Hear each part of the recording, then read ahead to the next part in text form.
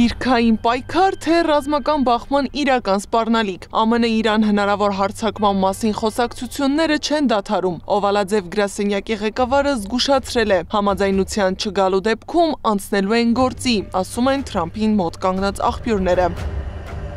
Ինֆորմացիոն մեծ աղմուկ, որի նպատակը Իրանին ճնշելն է ու բանակցային ավելի շահավետ դիրքերում հայտնվելը, կարծում է փորձագետը։ Հիմա ընթանում է, այսպես ասած, դիրքային պայքար Իրանի միջուկային ծրագրի շուրջ, հնարավոր նոր գործարքի, այսպես բանակցային process-ից առաջ։ Հակված եմ մտածել, որ այդ տեղեկատվական խտացումը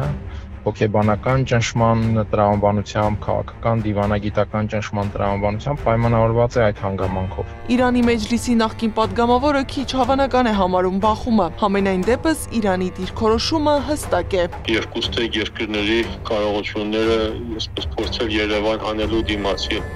ականատես լինելու համար։ Արարչի այսպես Twitter-յան արտահայտությունը տեսանք, պատկանը տեսանք, որ ամենայն դեպս բանակցությունները հնարավոր են եւ կարծեմ 3 էր, որ Թրամփի վարչակարգին մոտ անձնավորություն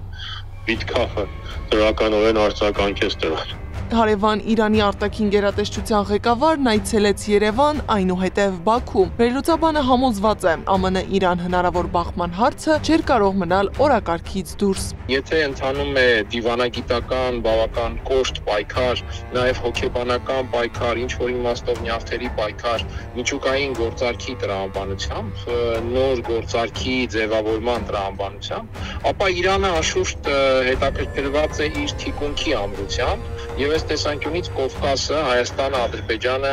հայ-ադրբեջանական կոնֆլիկտի եղանակը, միջավայրը, ինչպես նաև սահմանադրությունը Հայաստանի ու Ադրբեջանի հետ մեծ հաշվով Իրանի համար ունեն թիկունքային նշանակություն։ Կամ բանակցություն, կամ պատերազմ։ Թրամփի վարչակարգի առաջ քաշած երկընտրանքն ավելի է սրել վիճակը, կարծում է Բեգլարյանը, չբացառելով, որ իշխանության ներսում Վաշինգտոնի այս պայմանը միանշանակ չեն ընդունում։ Երկրի ոգևոր առաջնորդի կողմից եւ գուցե Հեղափոխության պահապանների կորպուսի կողմից մենք արդեն տեսնում ենք եւ դա միշտ բնական գործընթացն է եղել Իրանում, հետեւաբար անսպասելի չէ, որ այդ կառույցները, այդ ինստիտուտները պետք է հանդես գան։ Նախկին падգամավորի խոսքով պետք է հաշվի առնել նաև իսրայելական լոբինգի գործոնը, որն այս օրերին բավական ակտիվ է։ Միջազգային շուկան հակառակ նախկին անցյալ 2 տարվա Իրանի դիրքերից եւ կեցվածներից շատ էլ լրջակույնս չի վերաբերվում այդ հարցերի շուրջ, հետեւաբար այսինքն Իրանի գործոնի տնտեսական ազդեցությունը գուցե ավելի նվազ է գնահատում թե տարածաշրջանի, թե շուկաների այսպես ակտիվության վրա։ ԱՄՆ Իրան հնարավոր բախումը չի շրջանցի տարածաշրջանը, հատկապես Հայաստանը։ Ադրբեջանը կօգտվի առիթից, Իսրայելն էլ կփորձի Ադրբեջանի ձեռքով կրակից շագանակներ հանել։ Ադրբեջանը կարող է փորձել օգտվել վիճակից։ Ավելին, այստեղ կա հետևյալ խնդիրը, մենք գիտենք, թե ինչ հարաբերություն ունեն Իսրայելն ու Ադրբեջանը եւ հասկանում ենք, թե Իսրայելի համար ինչու է Ադրբեջանը միշտ եղել կարևոր։ Ադրբեջանի հետ իր հարաբերությունը օգտագործել հայ-ադրբեջանական կոնֆլիկտը սրելու եւ այդ կերպ Իրանի հանդեպ ճնշում